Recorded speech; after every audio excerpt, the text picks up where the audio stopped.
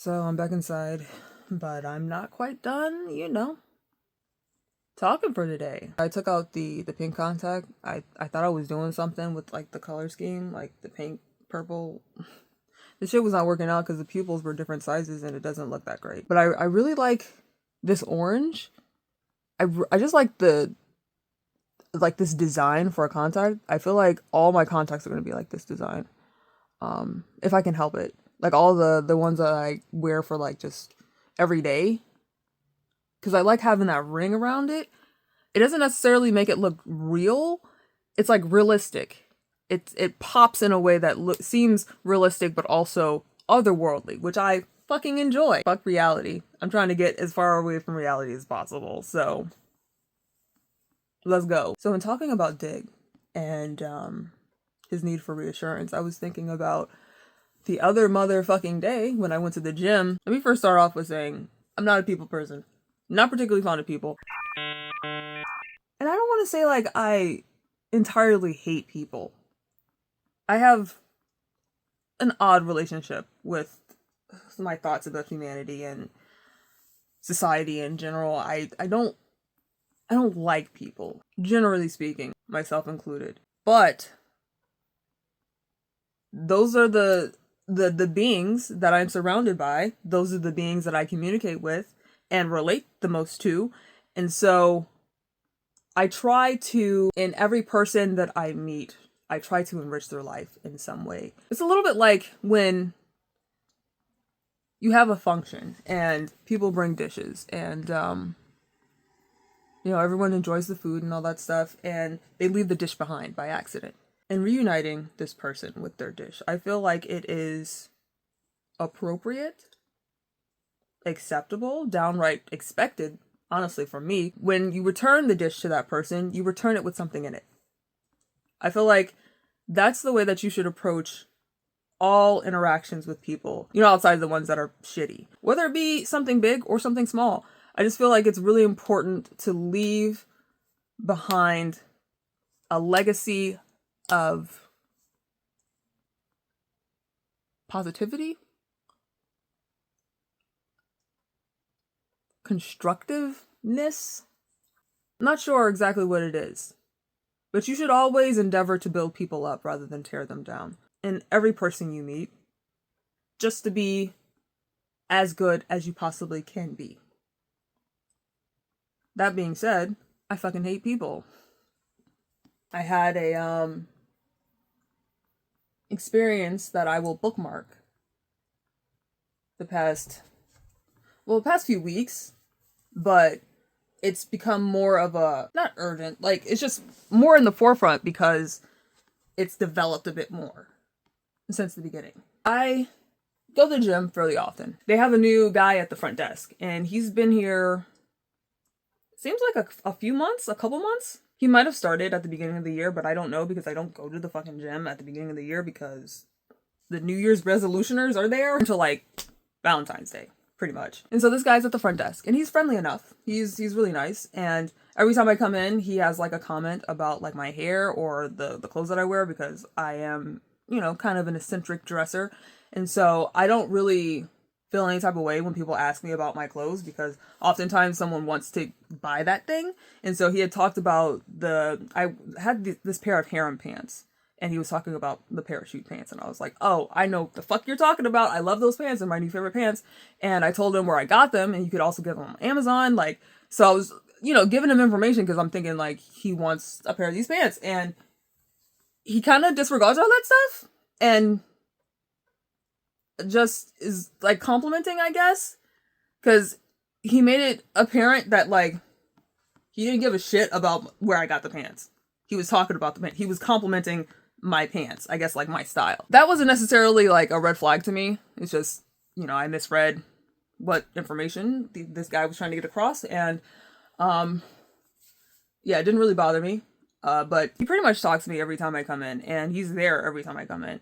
I usually come in between like 12 to 2, depending on what I'm doing that day. 12 to 2 is the time that I come into the gym because there's nobody around except for like older people. And that's the kind of life I want to live. But of course, because Dig has not been here, I have been trying to rest up enough so that I can invest in myself. And so that Monday, I went to the gym, even though I slept the fuck in. I slept in until like maybe 3. I ended up getting to the gym around like 5, and he noticed. He's like, "You're here really late," and I'm like, "Yeah, okay, yeah, I am. Okay." I do not particularly find that I enjoy being clocked by strangers. I don't like that shit. If someone's like actively knowing my comings and goings and like taking note of it, I don't like that shit. That was like the first, not red flag, but it was the first like, that's a little weird. All right, okay, all right, well, okay. The next day on Tuesday, I come in at my regular time, like around 2, and he's like, "Oh, you're here on time now." That was weird yesterday. I was like, "Yeah, sure it was. Maybe it was the eclipse. I don't know." I feel really fucking weird about people taking note of how I'm moving. Don't like it. Especially men. Don't like that shit. But, again, he's being friendly. And sometimes I read into things too much, and I don't want to think ill of people that are just trying to be nice.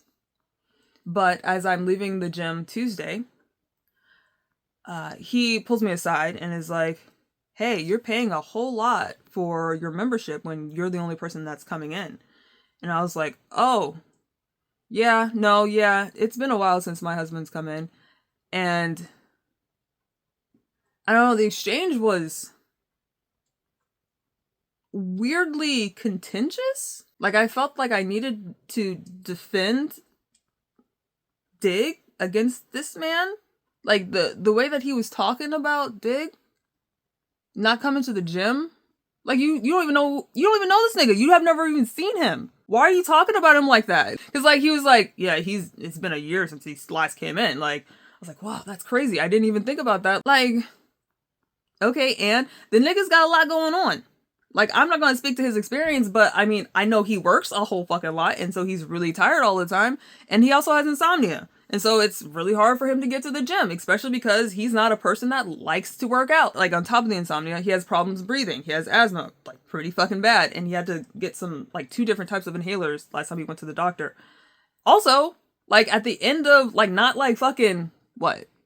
Like 3 spicy ass months ago, he amputated part of his finger. He like cut off part of his fucking finger with a mandolin. And so I'm like, bitch, I feel like I shouldn't have to defend my husband against you because you shouldn't be throwing daggers at him. You haven't even met him before. You don't know him. I mean, it's true. He could be in better shape.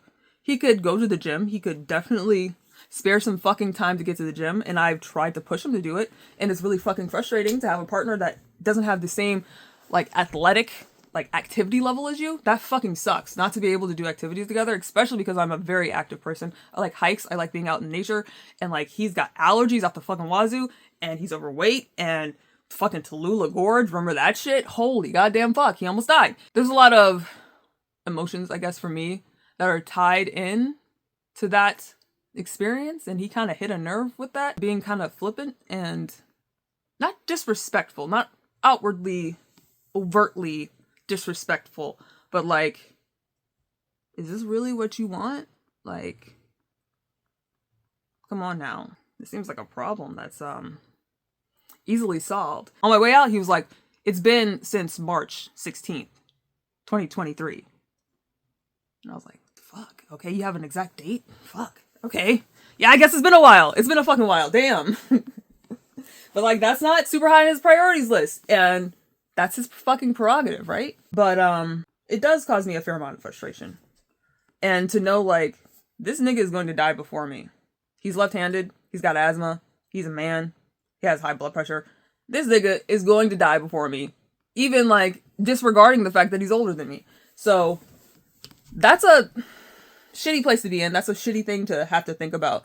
That, like, I'm gonna have to take care of this nigga eventually. Which, you know, that sucks. But, maybe if we're not being fucking judgmental about it, we can get him into the gym and he can get to a better place so that I don't have to take care of him later on. Him talking about Dig just kind of throwing money at the gym didn't sit with me right. But then, like, when I'm leaving, when I'm like walking out, I thought to myself, like, hold the fuck up.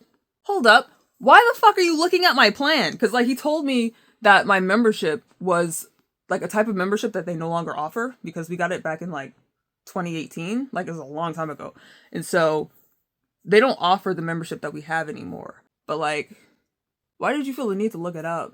It's not like you were trying to look up, you were worried about fucking Dig. You haven't even met him. You didn't even know he existed until you looked it up. I don't like to prescribe mindsets to just a list of behaviors. But these behaviors are worrying to me. Upon finding out that I'm married, oftentimes,